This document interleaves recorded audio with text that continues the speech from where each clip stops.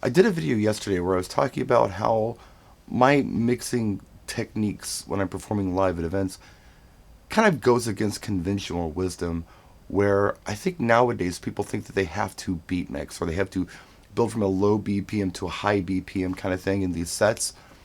I don't always do that. I do that sometimes, but not all the time. I'm constantly mixing up my mixing styles. And sometimes I'm completely ignoring BPM and tempo and key and just going with what feels right and going for songs that I think are great. I don't know how well I explained this in the video, but it did pretty well. By the way, welcome to Tuesday DJ Gig Tips, brought to you by Vibo, the music planning app.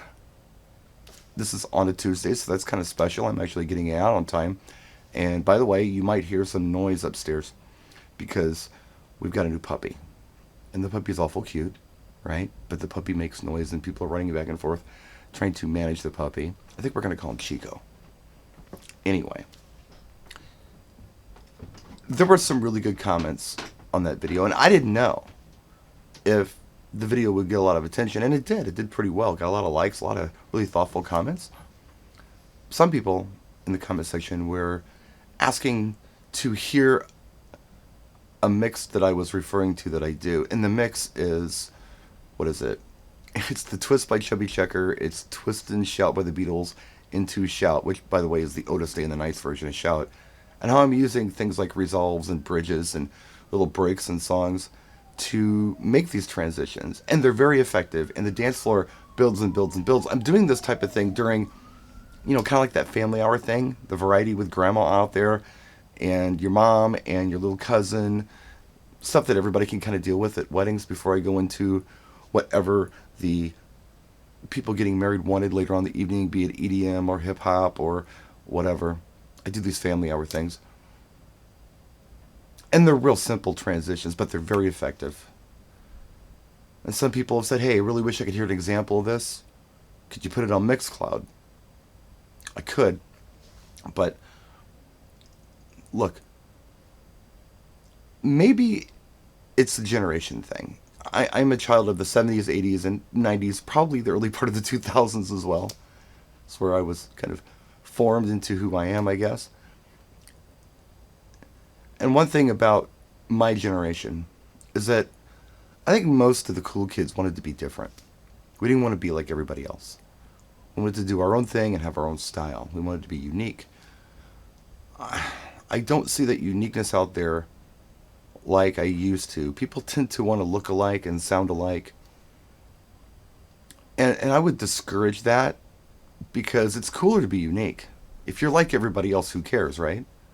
You got to kind of come into your own. Now, when you're developing as a DJ or anything else, any other kind of art form, it doesn't matter what it is, whether you're a musician or an artist, you're doing pictures and things, or 3D or architecture or whatever, you tend to imitate forms that other people have come up with.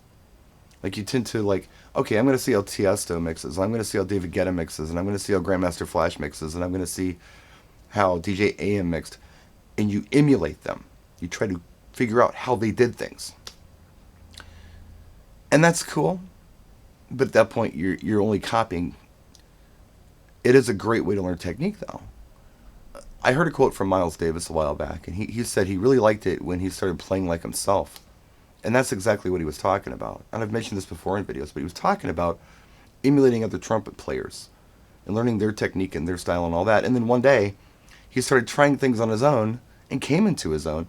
And I think that's what we should do as DJs as well. So I don't want to put that song on Mixcloud. I gave you the tracks. I'd rather you just take those tracks and do something with them. And if you want some hints, I'll give you some hints. Don't make it too complicated. Think about timing, think about resolve, and don't think about cutting songs off early. There's some tips for you. Do what you want, though, because this is an art. Not only does it have to sound good, but it has to be effective in front of an audience. I mean, that's incredibly important. You have to not only know when to play it, but how to play it. It's part of what we do. And the more you develop that as a DJ, the better DJ you're going to become. And you're going to do it in a way that no one else does it. If I show you exactly how I do it, you're going to do it my way. I don't want you to do it my way. I'm not guarded, don't get me wrong. I'll share everything with you. But I think I'm serving you better by making you figure it out yourself and making it your own. Maybe you'll do something cooler than I did. Whereas otherwise you're just copying me. Does that make any sense? I think it's cool to come into your own and be unique. Get hired because you don't sound like every other DJ in town. Get hired because you do these amazing things that nobody else does. Because you're different, you know? And that's what I think is cool. But that's me. Anyway, quick Tuesday DJ gig tips for you. I hope it made sense. I hope it did. Anyway, this is a video and I'm posting it. It's my story and I'm sticking to it. Thank you so much for watching. I really do appreciate you for doing it. We'll see you next time. Practice and enjoy.